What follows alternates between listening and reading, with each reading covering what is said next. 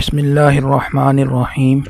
امام غزالی رحمہ اللہ نے اپنی کتاب منہاج العابدین میں لکھا ہے، طریق عبادت نہایت دشوار اور مشکل ہے۔ اس راہ میں نہایت تنگ و تاریک گھاٹیاں عبور کرنا پڑتی ہیں، شدید مشقتوں کا سامنا کرنا پڑتا ہے، بڑی بڑی آفات راستے میں پیش آتی ہیں اور منزل مقصود تک پہنچنے میں بہت رکاوٹیں درپیش ہیں اور طویل و غیر مرئی مسافتوں کو طے کرنا پڑتا ہے۔ اس راستے کا ایسا مشکل اور پیچیدہ ہونا ضروری ہے کیونکہ یہ جنت کا راستہ ہے۔ پھر عبادت سے متعلقہ مشکلات کے ساتھ ساتھ انسان ایک کمزور مخلوق ہے اور زمانہ طرح طرح کی صعوبتوں سے لبریز ہے اور دین کا معاملہ ترقی کے بجائے تنزل کی طرف رجوع کر رہا ہے۔ پھر دنیاوی مشغولیتیں بہت ہیں اور عبادت کے واسطے وقت بہت مختصر ہے۔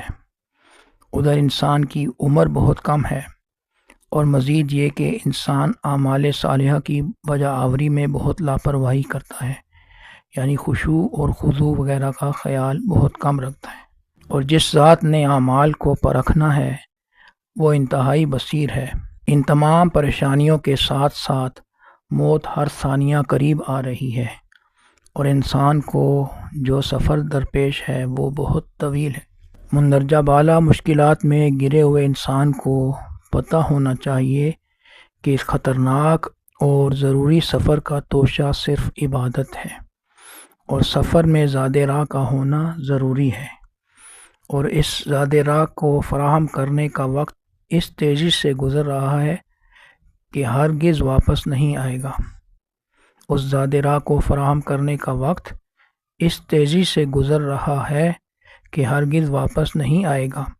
تو جو شخص اس تھوڑے سے وقت میں زاد آخرت تیار کرنے میں کامیاب ہو گیا، سمجھو وہ نجات پا گیا اور اس نے ہمیشہ کی سعادت حاصل کر لی۔ مذکورہ وجوہات کے باعث یہ عبادت جس قدر مشکل ہے اس سے کہیں زیادہ اہم بھی ہے، اسی لیے اس سفر پر کمر بستہ ہونے والے تھوڑے ہیں، اور پھر جم کر استقلال سے اس سفر کی منازل طے کرنے والے اس سے تھوڑے ہیں، اور منزل مقصود تک پہنچنے والے ہی اللہ کو پیارے ہیں۔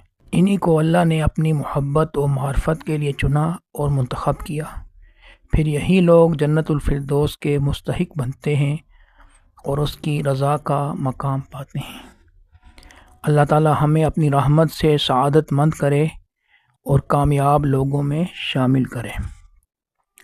سب سے پہلے بندے کو رب کی عبادت کی طرف جو چیز متوجہ کرتی ہے وہ اللہ کی طرف سے بندے کے دل میں عبادت کا خیال اور اس کی طرف سے نیک اعمال کی توفیق ہے۔ اللہ تعالیٰ ہم سب کو عمل کی توفیق عطا فرمائے، آمین۔ اللہم صلی علی محمد و علی محمد وسلم۔